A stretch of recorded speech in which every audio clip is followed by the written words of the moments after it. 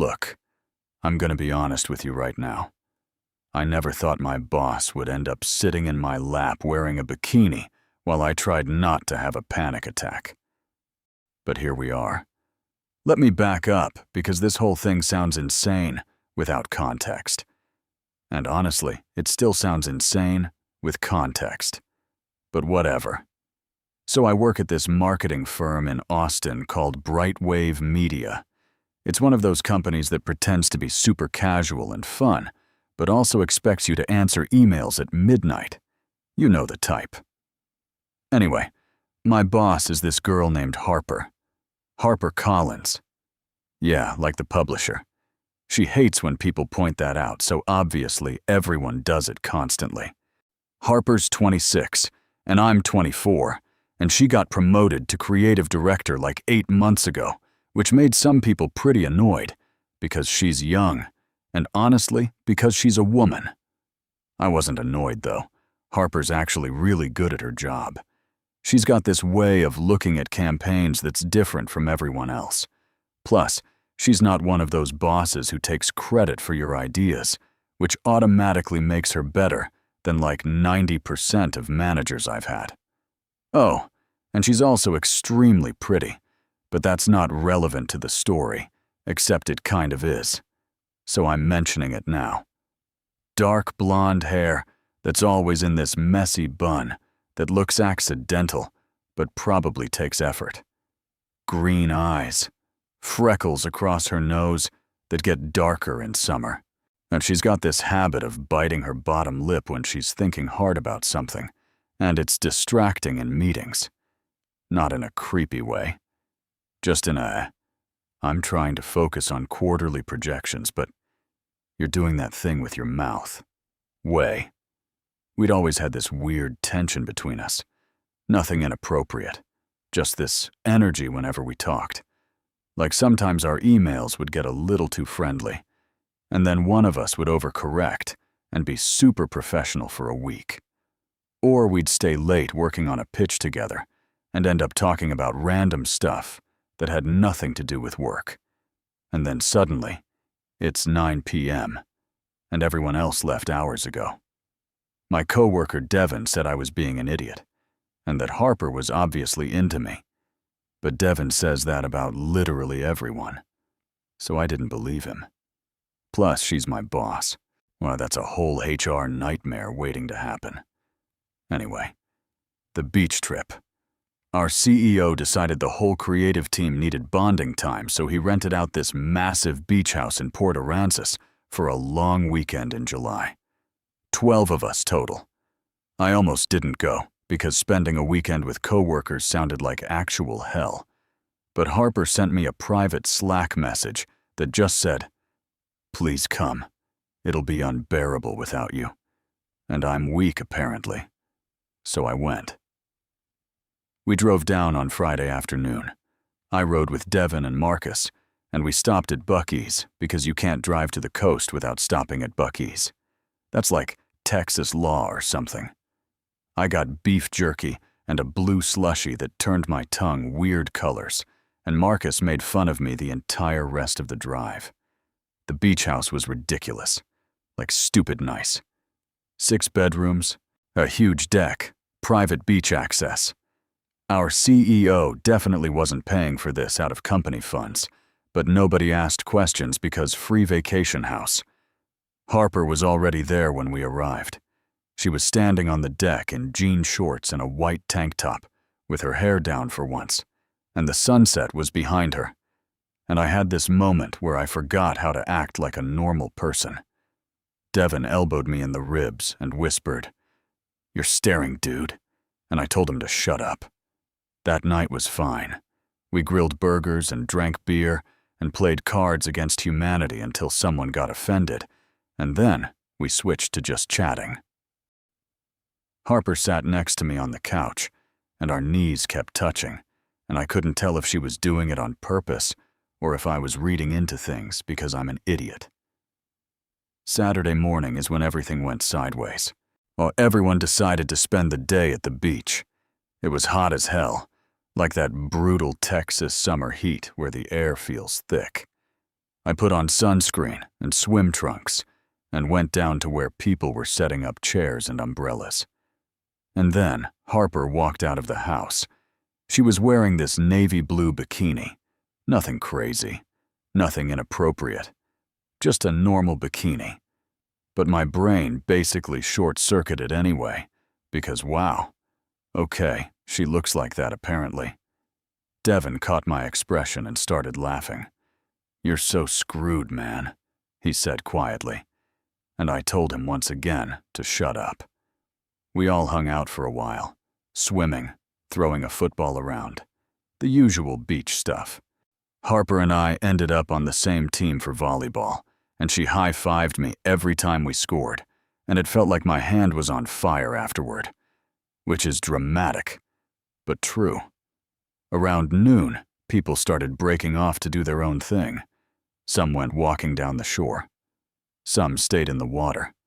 I grabbed a chair under an umbrella because I burn easily and started reading this book on my phone. Harper came over and sat in the chair next to mine. Her hair was wet, and she smelled like coconut sunscreen and ocean salt.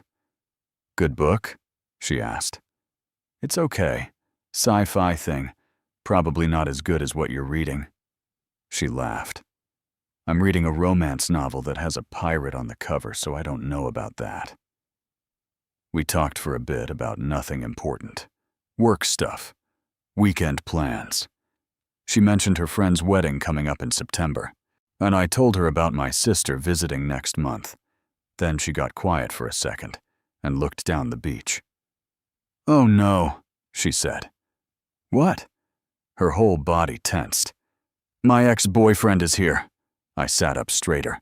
"What? Where?" "Don't look. He's down by the water with some girl. Blonde ponytail." I obviously looked immediately because I have no self-control. Sure enough, there was a guy maybe 30 yards away. Tall, tan, wearing sunglasses. Generic beach dude. He had his arm around a blonde girl in a pink bikini. "That's Trevor," Harper said quietly. Her voice sounded different. Tight. "We dated for 2 years. Broke up 6 months ago. He cheated on me with his co-worker and then tried to say it was my fault for working too much."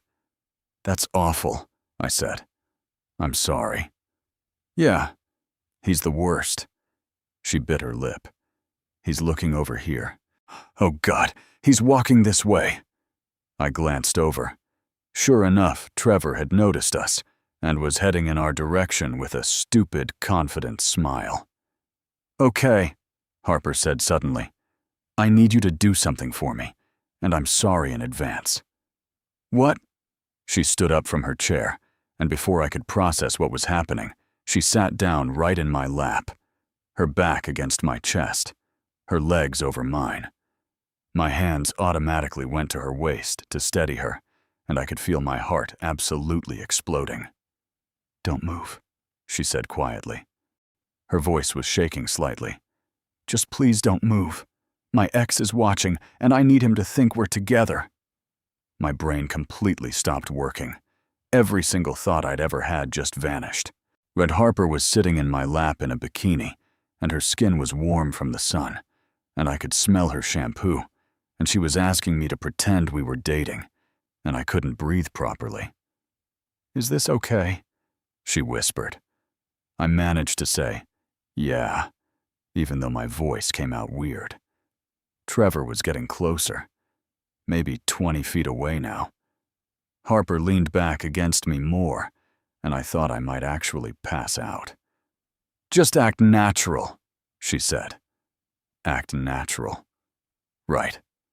Super easy while my extremely attractive boss is sitting in my lap, and my co-workers are probably staring, and her ex-boyfriend is walking over, and every nerve in my body is screaming. "Hey, Harper," Trevor called out. She turned her head slightly. "Oh, hey, Trevor." He stopped a few feet from us. Up close, he looked exactly like the kind of guy who'd cheat and blame it on someone else. He had white teeth, cocky smile, stupid perfect hair. "Didn't expect to see you here," he said. His eyes flicked to me and then back to her. Who's your friend? Harper's hand moved to cover mine on her waist, and I forgot how to think in complete sentences. This is Ryan, Harper said, and her fingers squeezed mine tighter. My boyfriend. The word boyfriend hit me like a truck. I knew it wasn't real, but hearing her say it out loud made my chest do this weird flip thing. Trevor's smile faltered for half a second. Boyfriend, right. That's great, Harper. Really great. He didn't sound like he thought it was great. Yeah, Harper said. Her voice was steadier now, but I could feel her heart racing against my chest. We've been together for a few months now. A few months. Okay. We were committing to this lie, apparently. Trevor looked at me properly for the first time. His jaw was tight. Go, you work together? We do, I said. My voice came out more confident than I felt, which was a miracle because inside I was completely freaking out. Same team, actually. Huh. Dating your coworker. That's not complicated at all. There was an edge to his voice. Harper's back tensed against me. It's fine, she said coolly. We're adults. We handle it professionally. The blonde girl Trevor had been with appeared next to him. She looked confused. Babe, who's this? Just my ex-girlfriend, Trevor said, without looking at her. His eyes were still fixed on Harper. On us. And her new boyfriend, apparently. The way he said boyfriend sounded like an accusation. The blonde girl's face did this awkward, oh, expression. Nice to meet you guys. I'm Brittany. Nobody responded. The tension was so thick I could taste it. Trevor crossed his arms. Yeah, so how'd you two meet? At work? Yeah, Harper said. Ryan's really talented. Best copywriter we have. She was bragging about me to her ex, and my brain couldn't handle that information. He wrote this campaign last month that went viral, Harper continued. Got like 2 million impressions in the first week. It was incredible. That was true, actually. I had done that. But hearing her talk about it like that made me feel warm in a way that had nothing to do with the sun. Trevor's expression darkened. That's awesome. Real impressive. He didn't sound impressed. He sounded pissed. Brittany tugged on his arm.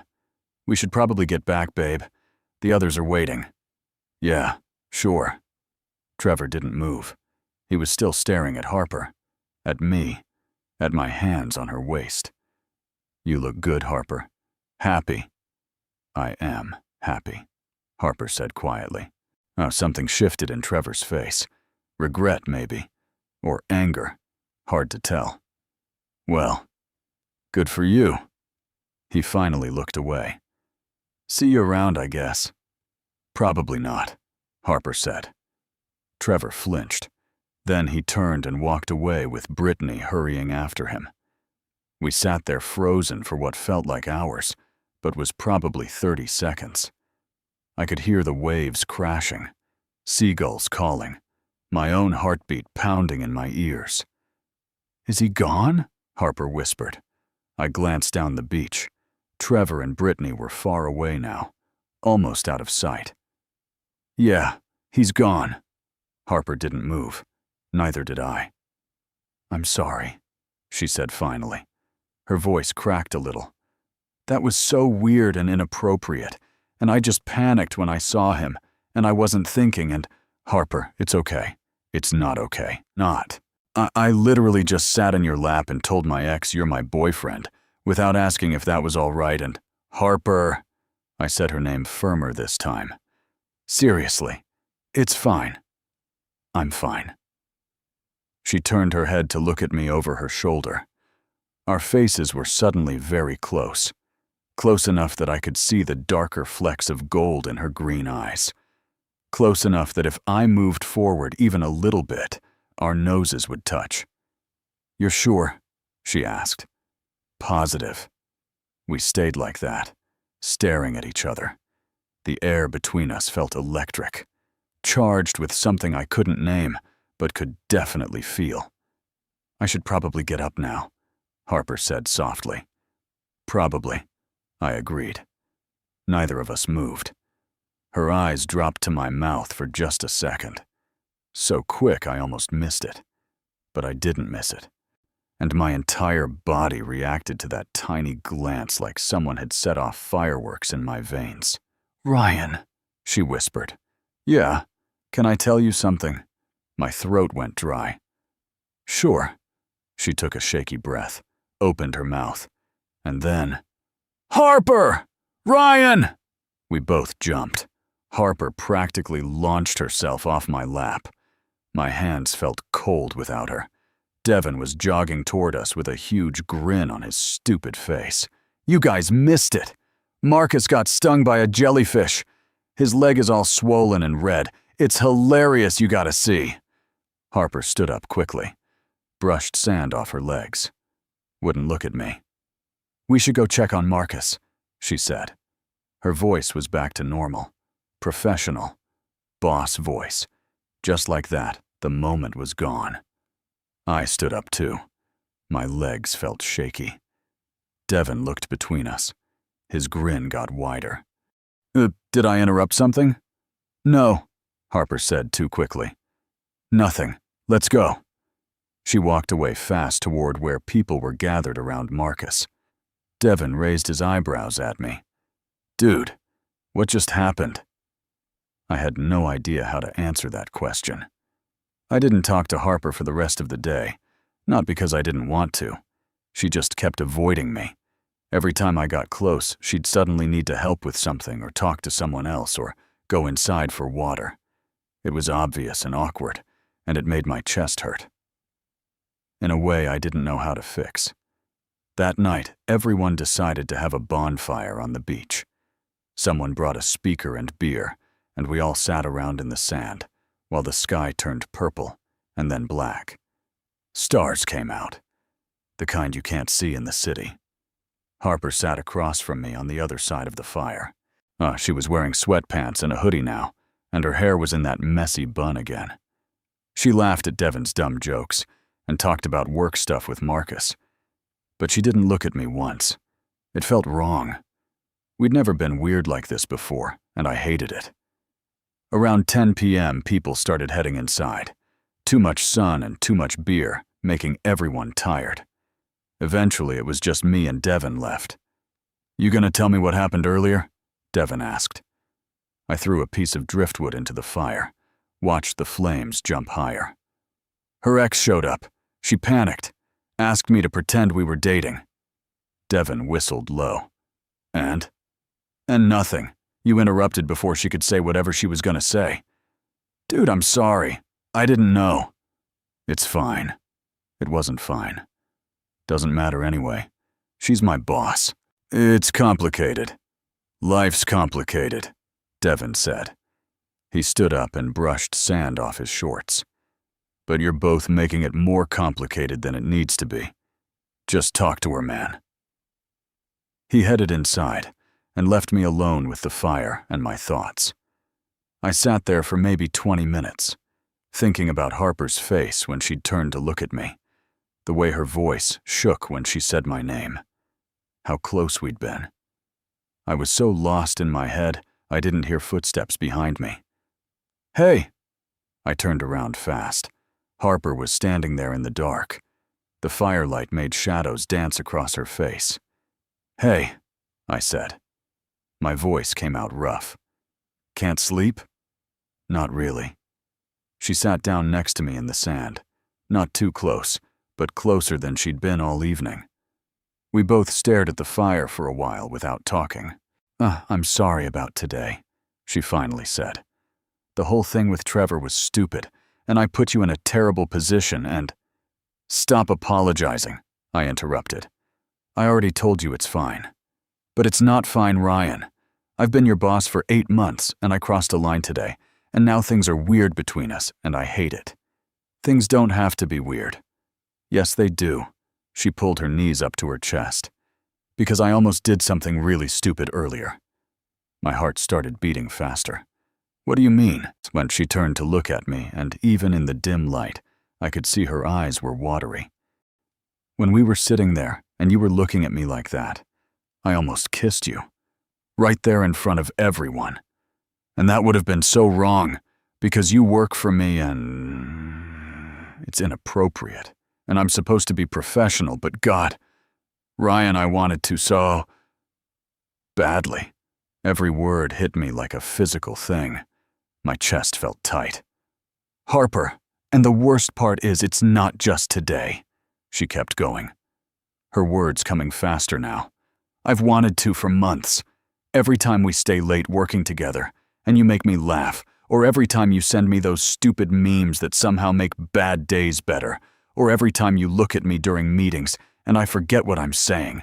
And I know I shouldn't feel like this because I'm your boss, and it's messy and complicated, but I can't help it, and I'm sorry. She was crying now, actually crying, tears running down her face in the firelight. I didn't think. I just reached over and wiped a tear off her cheek with my thumb. Harper, I said quietly, what if I told you I've been wanting to kiss you since like my second week working there? She stared at me. What? That time we stayed until midnight, working on the Anderson pitch, and you ordered pizza and we ate it on your office floor and argued about whether pineapple belongs on pizza. I wanted to kiss you then. You did? Yeah, and about 100 other times since. I moved closer, close enough to see her freckles again. So if you kissing me is stupid, then I've been stupid for 8 months straight. She laughed, and it came out wet and shaky. This is a terrible idea. Probably. We work together. I know. People will talk. Let them. Her eyes searched mine. You really mean that? Harper, I have never meant anything more in my entire life. She kissed me, just leaned forward and pressed her lips to mine, and my whole world tilted sideways. Her hand came up to my face. My hand went to her waist, like it had earlier. But this time it was real. No pretending. Just us. The kiss was soft and desperate and perfect. She tasted like salt from her tears and chapstick, and something sweet I couldn't name. When we finally pulled apart, we were both breathing hard. Wow, she whispered. Yeah. She laughed again. A real laugh this time. Happy. We're gonna have to fill out so much HR paperwork. Worth it. She kissed me again, longer this time. And the fire crackled beside us, and waves crashed in the distance, and nothing had ever felt more right. When we finally went inside, everyone was asleep. We stood in the hallway between our rooms, holding hands like teenagers. So what now? She asked. Now we figure it out, I said. Together. She smiled, that real smile that made her whole face light up. Together. I like that. She kissed me one more time, quick and sweet. Good night, Ryan. Good night, Harper. I went to bed that night knowing everything was about to change, and for the first time in forever, I wasn't scared of complicated. I was ready for it.